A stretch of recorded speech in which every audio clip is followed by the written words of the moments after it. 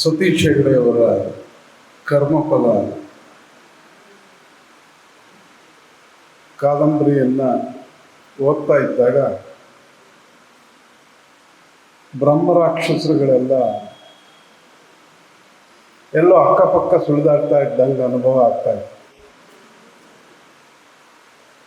ಬ್ರಹ್ಮರಾಕ್ಷಸ ಮತ್ತು ಹಾವುಗಳು ಬರ್ತಾನೆ ಇದ್ವು, ಪುಟ ಪುಟ ತೆಗೆದಾಗೆಲ್ಲ ಬರ್ತಿದ್ವು. ಪ್ರಿಯ ವೀಕ್ಷಕರೇ, ಈ ವಿಡಿಯೋನ ನೋಡೋದಕ್ಕೂ ಮೊದಲು ನಮ್ಮ ಚಾನೆಲ್ ಅನ್ನ ಇನ್ನು ಸಬ್ಸ್ಕ್ರೈಬ್ ಮಾಡ್ಕೊಂಡಿಲ್ಲ ಆದ್ರೆ ತಕ್ಷಣವೇ ಸಬ್ಸ್ಕ್ರೈಬ್ ಮಾಡ್ಕೊಳ್ಳಿ. ಹಾಗೆ ವಿಡಿಯೋ ಇಷ್ಟ ಆಗಿದ್ರೆ ಶೇರ್ ಮಾಡಿ. ರಾತ್ರಿ ಹೊತ್ತು ಅವನು ಬರಿತಾ ಇದ್ರು, ನಾನು ಓದ್ತಾ ಇದ್ದಿದ್ದು ರಾತ್ರಿ ಹೊತ್ತೇ ಆಗಿತ್ತು. ಹಾಗಾಗಿ ಸ್ವಲ್ಪ ಕಷ್ಟ ಆಗ್ತಿತ್ತು. ಸುತ್ತಮುತ್ತ ಎಲ್ಲ ಯಾವುದೋ ಬ್ರಹ್ಮರಾಕ್ಷಸ ಬಂದ್ಬಿಟ್ರೆ ಏನು ಮಾಡೋದು?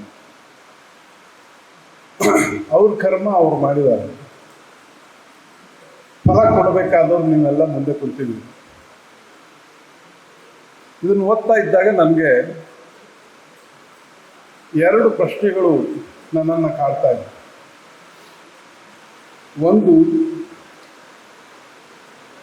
ನಾವೆಲ್ಲ ಚಿಕ್ಕವರಿದ್ದಾಗ ಭೂತ, ಚೌಡಿ, ಬ್ರಹ್ಮರಾಕ್ಷಸ ಎಲ್ಲವೂ ಇದ್ವು ಊರಲ್ಲಿ.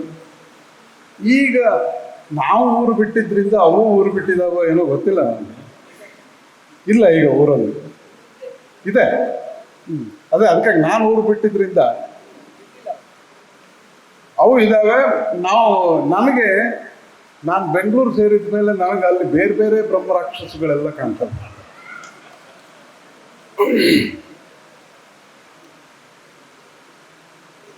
ಇಡೀ ಕಾದಂಬರಿ ಕರ್ಮಫಲವನ್ನು ಹೇಳುತ್ತೆ. ನಮ್ಮ ಸಿದ್ಧಾಂತ ಅದು. ನೀವು ಒಳ್ಳೇದು ಮಾಡಿದರೆ ಒಳ್ಳೇದಾಗುತ್ತೆ, ಕೆಟ್ಟದ್ದು ಮಾಡಿದರೆ ಕೆಡಕಾಗುತ್ತೆ. ಬಟ್ ನಮಗೆ ಹಂಗೆ ಅನಿಸ್ತಾ ಇಲ್ಲ. ಅಲ್ಲಿ ಬೆಂಗಳೂರಲ್ಲಿ ಒಳ್ಳೇದು ಮಾಡಿದವರಿಗೆಲ್ಲ ಒಳ್ಳೇದಾಗುತ್ತೆ, ಕೆಟ್ಟದ್ದು ಮಾಡಿದ್ದೆಲ್ಲ ಕೆಟ್ಟದಾಗುತ್ತೆ ಅಂತ. ಈ ಬ್ರಹ್ಮರಾಕ್ಷಸಗಳೆಲ್ಲ ಬೇರೆ ಯಾವುದೋ ರೂಪದಲ್ಲಿ ಇದ್ದಾವಲ್ಲ, ಯಾವ ರೂಪ ಅದು ಅಂತ ಕೇಳಿದರೆ ಸತೀಶ್ ಅವರು ಬೇಜಾರ ಮಾಡ್ಕೋಬಾರ್ದು. ಒಂದು ರಾಜಕಾರಣಿಗಳ ರೂಪದಲ್ಲಿ, ಇನ್ನೊಂದು ಅಧಿಕಾರಿಗಳ ರೂಪದಲ್ಲಿ ಕಾಣ್ತದೆ. ಅದಕ್ಕೇನು ಅಷ್ಟಮಂಗಲ ಬೇಕಾಗಿಲ್ಲ ಆ ಬ್ರಹ್ಮರಾಕ್ಷಸಗಳನ್ನೆಲ್ಲ ಗುರುತಿಸ್ಲಿಕ್ಕೆ.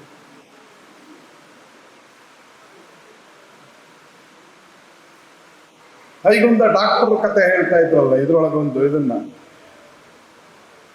ನಾನು ಅದನ್ನು ಓದ್ತಾ ಇದ್ದಾಗ ನನಗೆ ಅನಿಸ್ತಾ ಇತ್ತು, ಬ್ರಹ್ಮರಾಕ್ಷಸರಿಂದ ಹಿಂಗೆಲ್ಲ ತೊಂದರೆ ಆಗಿದೆ ನಿಮಗೆ, ಅದಕ್ಕೆ ನೀವು ಸುರೇಶನ್ನು, ಅವಧಾನಿಗಳನ್ನು ಅವ್ರನ್ನ ಕರ್ಕೊಂಡ್ಬಂದು ಪೂಜೆ ಮಾಡಿಸ್ಬೇಕು ಅಂತ ಹೇಳ್ತಾರೆ. ಬೆಂಗಳೂರಿನಲ್ಲಿ ಈ ಸುರೇಶ ಅವಧಾನಿಗಳ ಕೆಲಸವನ್ನೆಲ್ಲ ನಮ್ಮಂಥ ಪತ್ರಕರ್ತರು ಮಾಡ್ತೀವಿ ನಾವು. ಈ ಬ್ರಹ್ಮರಾಕ್ಷಸರು ಹೋಗ್ಬೇಕು ಅಂತಂದ್ರೆ ನೀವು ಹೋದಾಗ ಅಲ್ಲೆಲ್ಲ ಹಾವುಗಳು, ಚೇಳುಗಳು ಎಲ್ಲವೂ ಎದುರು ಬರ್ತವೆ. ಇದ್ರೊಳಗೆ ಸುರೇಶ ಹೋದ್ರೆ ಅವು ತನ್ನಿಂತಾನೆ ಮಾಯ ಆಗ್ಬಿಡ್ತವೆ ಅಲ್ವಾ? ನನ್ನಂಥ ಪತ್ರಕರ್ತ ಹೋದೆ ವಿಧಾನಸೌಧದಲ್ಲಿ, ತುಂಬ ಹಾವುಗಳೆಲ್ಲ ಮಾಯ ಆಗ್ತವೆ, ಕಾಟ ಸ್ವಲ್ಪ ಕಡಿಮೆ ಆಗುತ್ತೆ. ನಾನು ಕೆಲವು ವರ್ಷಗಳ ಹಿಂದೆ ಒಂದು ತಾಳಮದ್ದಳೆ ಕಾರ್ಯಕ್ರಮದಲ್ಲಿ ಭಾಗಿಯಾಗಿದ್ದೆ. ಭೀಷ್ಮ ಮತ್ತು ಕೃಷ್ಣರ ಸಂಭಾಷಣೆ. ಪ್ರಭಾಕರ್ ಜೋಶಿಯವರ ಭೀಷ್ಮ, ಉಮಾಕಾಂತ ಭಟ್ರ ಕೃಷ್ಣ. ಪ್ರಭಾಕರ್ ಜೋಶಿಯವರು ಸುಮಾರು 1.5 ಗಂಟೆಗಳ ಕಾಲ ಕರ್ಮ ಸಿದ್ಧಾಂತದ ಬಗ್ಗೆ ಮಾತಾಡ್ತಾರೆ.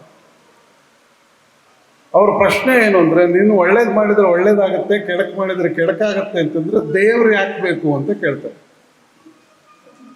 ದೇವರನ್ನೂ ಬಿಟ್ಟಿಲ್ಲ, ದೇವರಿಗೂ ಎಲ್ಲ ಒಳ್ಳೇದಾಗಿದ್ದು ಕೆಟ್ಟದಾಗಿದ್ದು ದೇವರು ಮಾಡಿದ ಕರ್ಮದ ಫಲವಾಗಿ ಅಂತ ಕೂಡ ಹೇಳ್ತಾರೆ. ಅವರು ದಶಾವತಾರದ ಎಲ್ಲ ಇದನ್ನು ವಿಶ್ಲೇಷಣೆ ಮಾಡ್ತಾರೆ. ನೀನು ಕೂರ್ಮ ಹೆಂಗಾದೆ, ವರಾಹ ಹೆಂಗಾದೆ, ಅವೆಲ್ಲ ನಿನ್ನ ಕರ್ಮದ ಫಲ ಅಂತ ಹೇಳ್ತಾರೆ.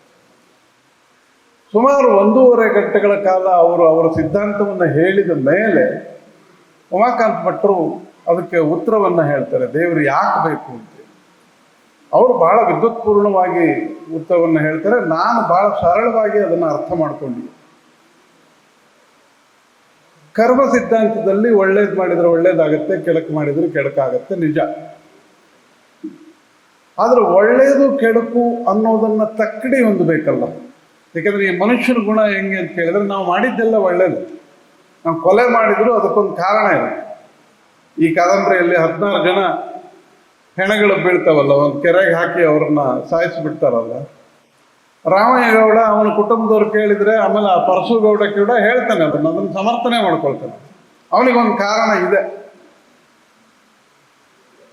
ಉಮಾಕಾಂತ ಭಟ್ರ ಉತ್ತರ ಏನು ಅಂತಂದ್ರೆ, ಒಳ್ಳೇದು ಯಾವುದು ಕೆಡಕೆ ಯಾವುದು ಅಂತ ತೋರಿಸ್ಲಿಕ್ಕೆ ಮೂರನೇ ಒಬ್ಬ ಬೇಕು, ಆ ಮೂರನೇದು ದೇವರು ಅಂತ ಹೇಳ್ತಾರೆ. ಹಾಗೆ ನಮಗೆ ಈ ಕಾದಂಬರಿಯಲ್ಲಿ ಬರೇ ಒಂದು ಕಾದಂಬರಿಯನ್ನು ಓದಿದಾಗ ಹೊನ್ನಾವರ ಹೊಳೆ ಸಾಲಿನ ವೈಶಿಷ್ಟ್ಯತೆಗಳು ಹೇಗೆ ಗೋಚರಿಸುತ್ತವೋ, ಓದುಗನಿಗೂ ಕೂಡ ನಮ್ಮ ಬಾಲ್ಯ ನೆನಪಾಗುತ್ತಲ್ಲ. ಆ ಕಾರಣಕ್ಕಾಗಿ ಇದು ಮೊದಲನೇ ಕಾದಂಬರಿ ಅಂತ ಅನ್ಸಲ್ಲ ಅವರ ಇದ್ರೊಳಗೆ. ಇನ್ನೊಂದು ಅವರ ಲೇಖಕರ ಮಾತಿನಲ್ಲಿ ಹೇಳ್ತಾರೆ, ಈಗೂ ಹೇಳ್ಕೊಂಡ್ರು ಅವರು, ನಾನು ಇದನ್ನೆಲ್ಲ ವಾಟ್ಸಾಪಲ್ಲಿ ಬರೀತಿದ್ದೆ ಅಂತ. ವಾಟ್ಸಾಪ್ ಇಷ್ಟೆಲ್ಲ ಒಳ್ಳೆ ಕೆಲಸ ಮಾಡುತ್ತೆ ಅಂತ ಗೊತ್ತಿರಲಿಲ್ಲ. ಫೇಸ್ಬುಕ್ಕಲ್ಲಿ ಒಂದಿಷ್ಟು ಕಥೆಗಳು, ಕಾದಂಬರಿಗಳು, ಕವಿತೆಗಳು ಬಂದಿದ್ದಾವೆ. ಆದರೆ ವಾಟ್ಸಾಪಲ್ಲಿ ಬರೆದು ಒಂದು ಕಾದಂಬರಿಯನ್ನು ಕೂಡ ಬರಬಹುದು ಅಂತೇಳಿ, ಅದೊಂದು ಒಳ್ಳೆ ಜೋಕ್ ಬರುತ್ತೆ. ವಾಟ್ಸಾಪನ್ನು ನೋಡಿದರೆ ಜೀವನದಲ್ಲಿ ಮುಂದೆ ಬರ್ತೀನಿ ಅಂತ ಹೇಳ್ತಿದ್ರು, ನಾನು ಈ ಸ್ಟಾಪಲ್ಲಿ ಎಳಿಬೇಕಾದವನು ಈ ಸ್ಟಾಪಿಗೆ ಬಂದ್ಬಿಟ್ಟೆ ಅಂತೇಳಿ. ಆದರೆ ನಿಜವಾದ ಅರ್ಥದಲ್ಲಿ ಸತೀಶ್ ಹೆಗಡೆ ಅವರು ಮುಂದೆ ಬರ್ತಾರೆ ಅಂತ ನನಗೆ ವಿಶ್ವಾಸ ಬಂದಿದೆ ಈ ಕಾದಂಬರಿಯನ್ನು ಓದಿ. ಮೊದಲ ಕಾದಂಬರಿ ಅಂತ ಎಲ್ಲೂ ಅನಿಸೋದಿಲ್ಲ. ಭಾಷೆಯ ದೃಷ್ಟಿಯಿಂದ, ಕಥನದ ಚೌಕಟ್ಟಿನ ದೃಷ್ಟಿಯಿಂದ ಮತ್ತು ಕಥನಗಾರಿಕೆಯ ದೃಷ್ಟಿಯಿಂದ ಇದೊಂದು ಮೊದಲ ಕಾದಂಬರಿ ಅಂತ ನಮಗೆ ಅನ್ಸಲ್ಲ. ದೋಷಗಳಿರ್ಬೋದು, ಸಾಹಿತಿಗಳು ಗುರುತಿಸ್ಬೋದು ಒಂದಿಷ್ಟು ದೋಷಗಳನ್ನು. ಆಮೇಲೆ ಯಾರ ಅನುಭವಗಳು ಕೂಡ ಸಾಹಿತ್ಯದ ಚೌಕಟ್ಟಿನಲ್ಲಿ, ವಿಮರ್ಶೆಯ ಚೌಕಟ್ಟಿನಲ್ಲಿ ಇರಲ್ಲ, ಆ ಚೌಕಟ್ಟನ್ನು ಮೀರಿರುತ್ತೆ.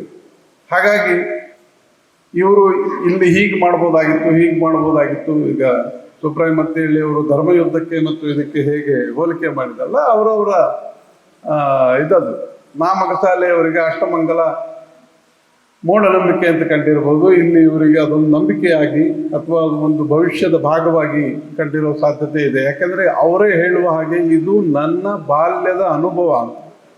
ಅವರು ಏನು ಕಂಡಿದ್ದಾರೆ ಅದನ್ನು ಬರಿತಾ ಇದ್ದಾರೆ. ನಾವು ಒಂದು ಕಾದಂಬರಿಗೆ ಇಂಥದನ್ನು ಸೂಚಿಸಬೇಕು, ಈ ಕಾದಂಬರಿ ಇದು ಈ ಸಿದ್ಧಾಂತವನ್ನು ಹೇಳಬೇಕು ಅಂತ ವಿಮರ್ಶಕರಾಗಿ ಹೇಳ್ಬೋದು. ಆದರೆ ಬರಹಗಾರನಿಗೆ ಆ ಕ್ಷಣಕ್ಕೆ ಏನನ್ಸುತ್ತೋ ಅದನ್ನು ಬರಿತಾ ಹೋಗ್ತಾರೆ.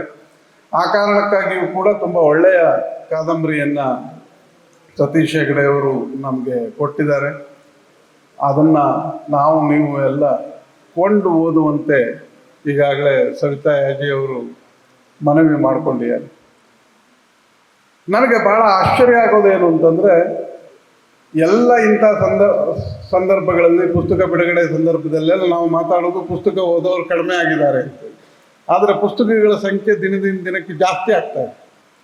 ಓದ್ತಾರೋ ಬಿಡ್ತಾರೋ ಅಂತೂ ಪುಸ್ತಕ ಖರೀದಿ ಮಾಡಿ ಇಟ್ಕೊಂಡಿರ್ತಾರೆ, ಯಾವತ್ತಾರೋ ಓದ್ಲಿಕ್ಕೆ ಬೇಕು ಅಂತೇಳಿ. ಓದುವ ಸಂಸ್ಕೃತಿಯನ್ನು ಬೆಳೆಸೋದು ಬಹಳ ದೊಡ್ಡ ಕಷ್ಟದ ಕೆಲಸ. ಅದು ಒಂಥರ ಕರ್ಮಫಲವೇ ಆಗಿದೆ ಅಂತ ನಾನು ಅಂದ್ಕೊಳ್ತೀನಿ. ನಾವೆಲ್ಲ ಚಿಕ್ಕವರಿದ್ದಾಗ ನಮ್ಗೆ ಹೇಳೋರು, ನೀವು ಏನಾಗಬೇಕು ಅಂತ ಬಯಸ್ತಿರೋ ನಿಮ್ಮ ಮಕ್ಕಳು, ಅದಕ್ಕೆ ನೀವು ಹಂಗಿರಬೇಕು ಅಂತ ಹೇಳ್ತೀವಿ. ಅಂದರೆ ನಾವು ನಮ್ಮ ಮನೆಯಲ್ಲಿ ಪುಸ್ತಕವನ್ನು ಓದ್ತಾ ಇದ್ದರೆ ನಮ್ಮ ಮಕ್ಕಳು ಮೊಬೈಲ್ ಬಿಟ್ಟು ಪುಸ್ತಕ ಓದಲಿಕ್ಕೆ ಬರ್ತಾರೆ ಅಂತೆಲ್ಲ ಭಾವನೆಗಳನ್ನು ಹೇಳ್ತಿದ್ರು. ಅದು ನಮ್ಮ ಮಕ್ಕಳು ನಮ್ಮನ್ನು ನೋಡಿದರೆ ಅದೇನಾದ್ರು ಆಗ್ತಿತ್ತು. ಅವ್ರು ನೋಡ್ತಾನೆ ಇಲ್ಲ, ಅವರೆಲ್ಲ ಮೊಬೈಲೇ ನೋಡ್ತಾರೆ. ಹಾಗಾಗಿ ನಮ್ಮನ್ನು ನೋಡಿ ಅವರು ಕಲಿಯುವ ಕಾಲದಲ್ಲಿ ಇಲ್ಲ.